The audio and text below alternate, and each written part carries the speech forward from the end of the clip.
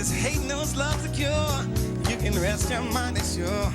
Before R&B was a playlist, it was a feeling, when every note meant something and every lyric hit deep. This isn't just nostalgia, it's soul history.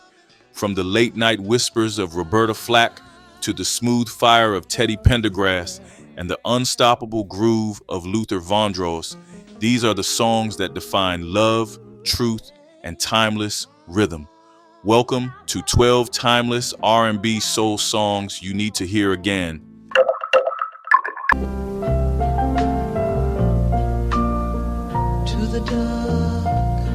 I remember the first time I heard Roberta Flack's voice.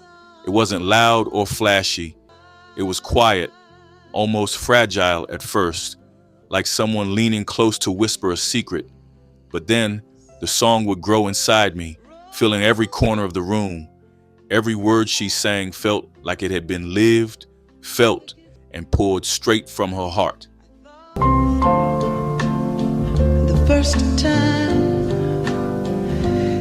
The first time ever I saw your face isn't just a love song. It's a slow, delicate confession, the kind that makes you stop what you're doing and just listen.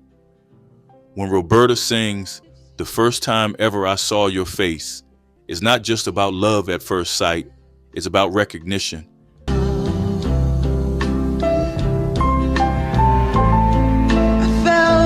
That moment when you see someone and know, deep down, your life will never be the same.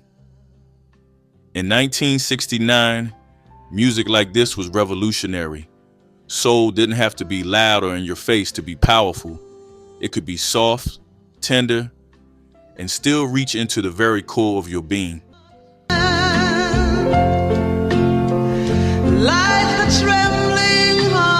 Roberta made simplicity feel profound. And for those of us lucky enough to hear it then, it became the soundtrack to our most private, intimate moments, the ones that stay with you forever. Just turn off the light and come. Then came Teddy Pendergrass.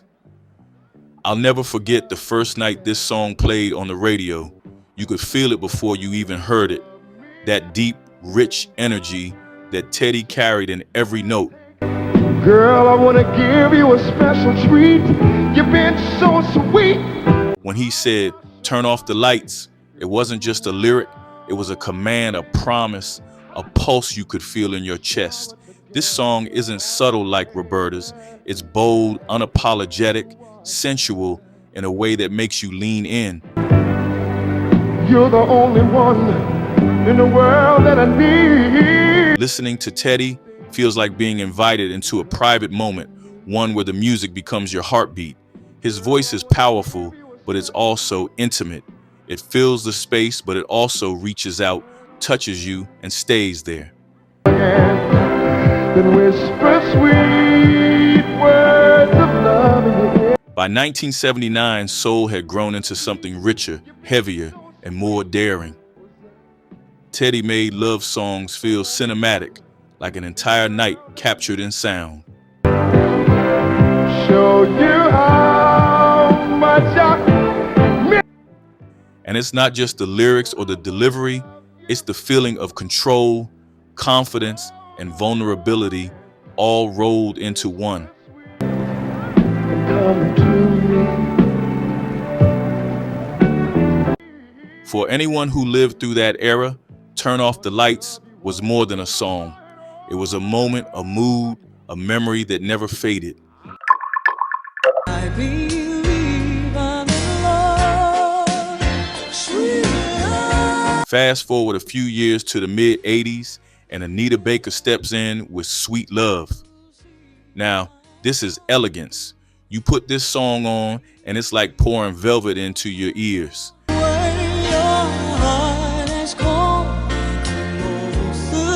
There's a warmth to Anita's voice that makes everything else fade away. You're wrapped up in it, and all you want to do is stay there. This isn't just a love song. It's a celebration of love itself. Anita doesn't just sing about love, she lives it.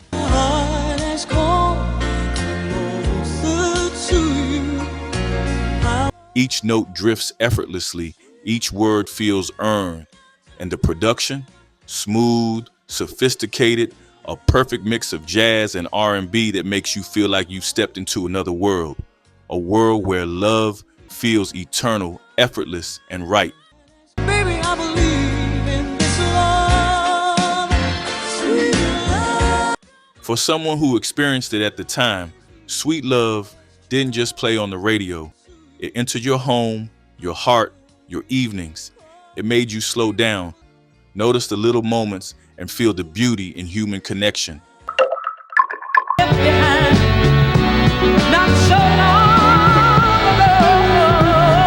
And then there's Gladys Knight. Midnight Train to Georgia isn't just a song, it's a story. I remember riding in a car as a kid when this came on. The way Gladys tells the story makes you see the people, the places, the emotions.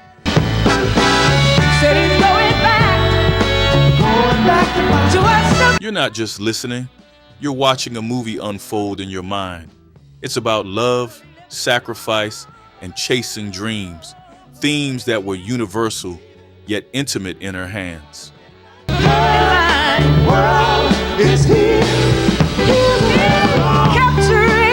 Gladys's voice commands attention without screaming. The pips harmonize perfectly, adding layers of emotion that feel like laughter, tears, and hope all at once.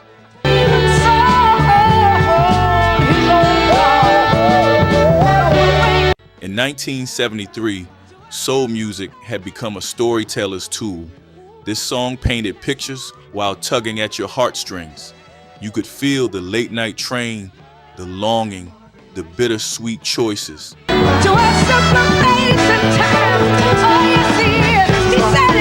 Every time you hear it, it reminds you that soul music isn't just sound, it's lived experience. And Gladys Knight was one of the best at making us live it with her. Remember in the days when I was scared to touch you, how I spent my day. I remember the first time I heard Luther Vandross on the radio.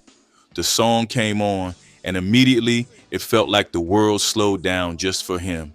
1,000 kisses from you is never too much. Never Too Much wasn't just a song, it was a declaration. You could feel his charm, his smoothness, and that effortless way he made love sound easy, natural, and endlessly joyful. Just don't wanna stop, oh my love. When Luther sang, he didn't just talk about love, he embodied it. Every note, every phrase felt sincere, like he was speaking directly to you. Young days in your arms is never too much. And yet, it wasn't heavy or sad, it was upbeat, it was celebratory. Listening to this song made you want to smile, dance, and believe in the kind of love that lasts forever. Broken hearted, hung up the phone, can't be too late. The boss is so. For those of us who grew up with it, it became more than music. It was the soundtrack to our happiest moments, the kind of joy you carry with you long after the record stops. Always. Then there's Stevie Wonder, and oh, the magic in this song. Az isn't just about love, it's about infinity. When I first heard it, it was almost spiritual.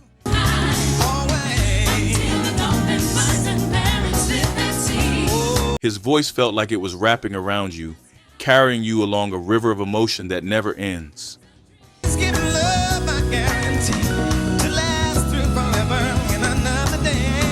Stevie has this way of making music feel universal, like he's speaking truths that everyone already knows, but couldn't put into words.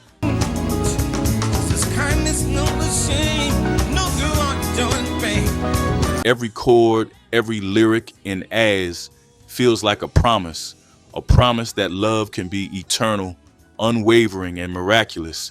It's joyous, it's tender, and it's transformative.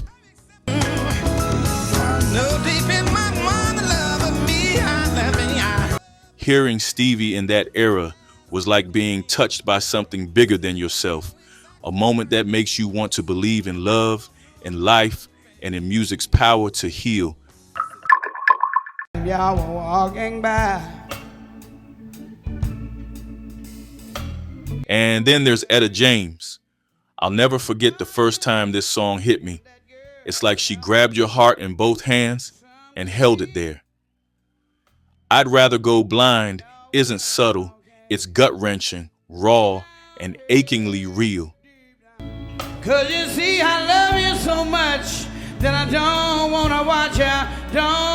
Etta sings with a kind of pain that feels personal. When she cries out, you feel her heartbreak in your chest. It's the kind of song that makes you stop, makes you listen, makes you feel every loss, every betrayal, every longing. And yet, within that pain, there's beauty. Won't you be free?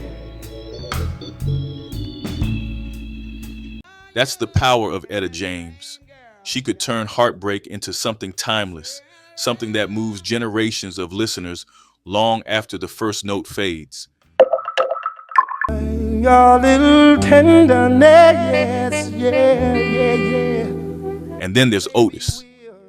If Etta's song is heartbreak, Try a Little Tenderness is the full spectrum of emotion, a journey from quiet, gentle love to explosive, passionate truth.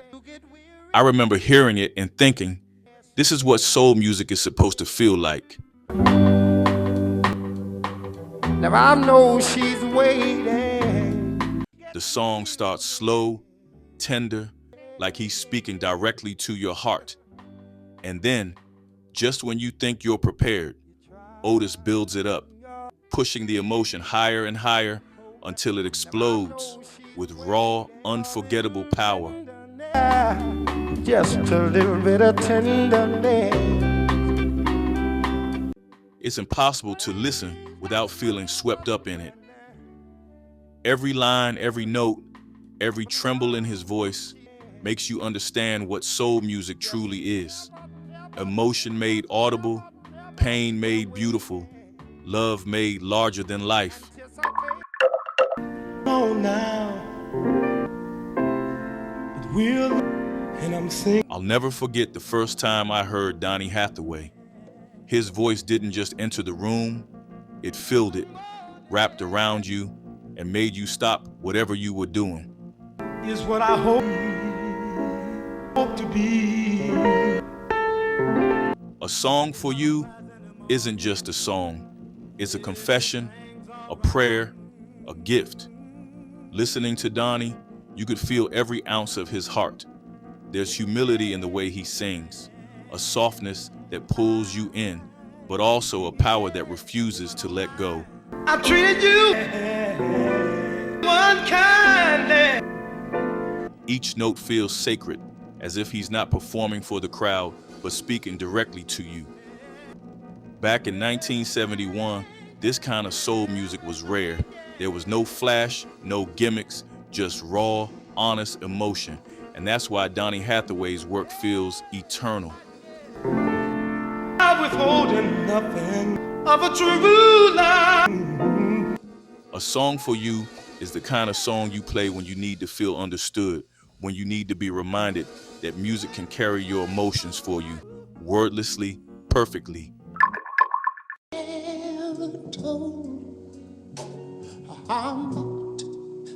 Then came Al Green. The first time I heard Let's Stay Together, it was like stepping into a warm embrace. The groove is smooth, hypnotic, effortless, but it's also profound.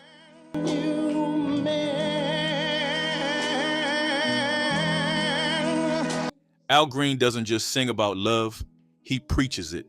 Every line, every phrase, every pause carries weight, sincerity, and an irresistible charm. Can you stop? This song has a magic to it that's hard to explain. It's both intimate and universal, personal and communal. Listening to it, you can't help but move, smile, and feel connected. And I want to know what makes the world go. Owl's voice glides like silk, and the rhythm makes your body respond before your mind even registers it. That combination of deep feeling and technical brilliance made this song and Al Green himself unforgettable.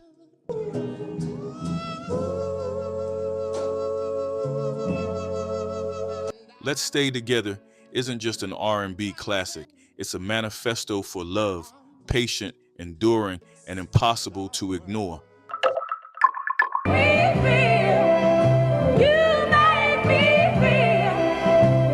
And then there's Aretha Franklin, the queen of soul in her absolute prime.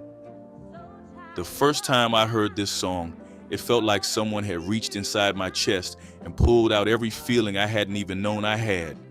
Aretha doesn't just sing, she commands, she consoles, she empowers. And my soul was in the lost and found.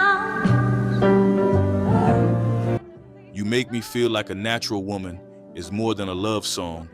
It's a statement of self-worth, of dignity, of recognition.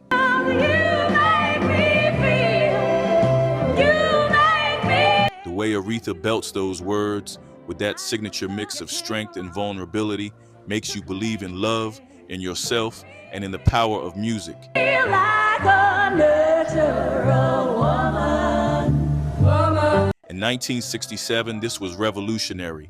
A woman's voice, bold and unapologetic, declaring her emotions, her value, her very identity.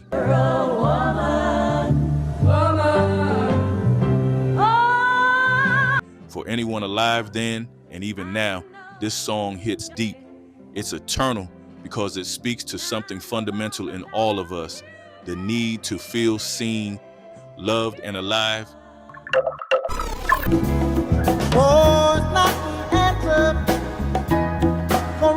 And then we arrive at the pinnacle, Marvin Gaye. I remember the first time What's Going On played, and it wasn't just music. It was a call, a message, a mirror held up to the world. You know we've got to find a way to bring some love in. This wasn't a love song in the usual sense. It was love for humanity, for justice, for truth. Marvin's voice is gentle yet commanding. It carries hope, sorrow, frustration, and a longing for change all at once. Punish me with brutality. Talk to The song isn't just heard, it's felt. It moves you emotionally, intellectually, spiritually. It makes you think, question, and care. me so you can see what's going on. In 1971, this was more than innovative, it was necessary.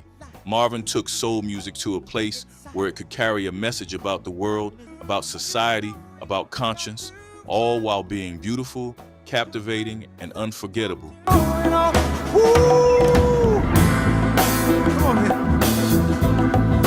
It's the ultimate soul anthem, a song that doesn't just play in your ears, but lives inside your heart long after the music stops. The journey doesn't end here. R&B, soul, lovers, watch this next.